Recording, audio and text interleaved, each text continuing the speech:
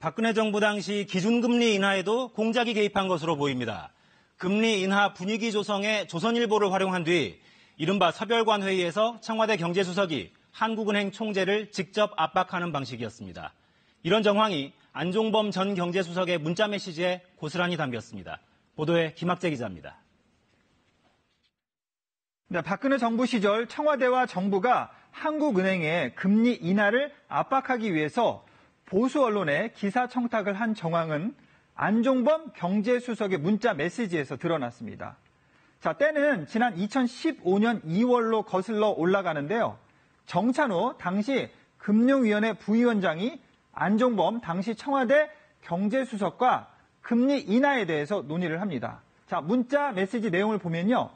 강효상 선배와 논의를 했다면서 기획기사로 세게 도와주기로 했고 관련 자료를 이모 씨에게 이미 넘겼다 이렇게 돼 있습니다.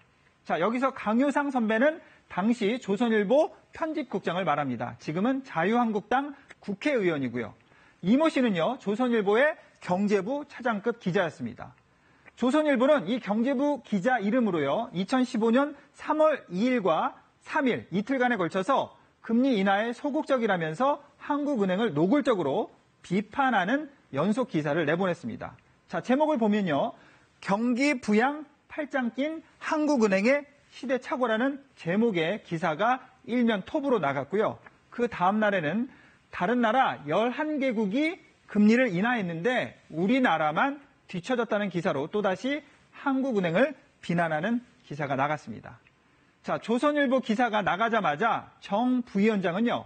조선일보가 약속대로 세게 도와줬으니 한국은행이 금리를 0.5%포인트 내리도록 말해야 한다는 메시지를 안종범 수석에게 다시 보냅니다.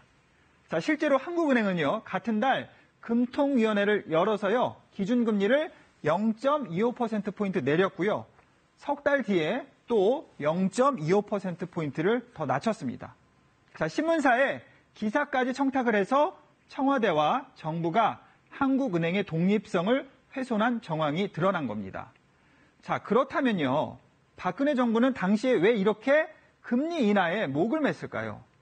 자, 어느 정권을 막론하고요. 국민들의 먹고 사는 문제를 해결하는 것은 정권의 운명을 결정하는 중요한 사안일 수밖에 없습니다. 박근혜 정권 시절 경기가 좋아지는 조짐이 없자 당시 정부는 부동산으로 경기 부양을 시도합니다. 2014년 7월에 취임한 최경환 경제부총리도요. 부동산 경기를 띄워서 경제를 살리겠다 이렇게 강조를 하기도 했습니다. 자, 이른바 빚을 내서 집을 사라는 신호를 시장에 주기 시작합니다.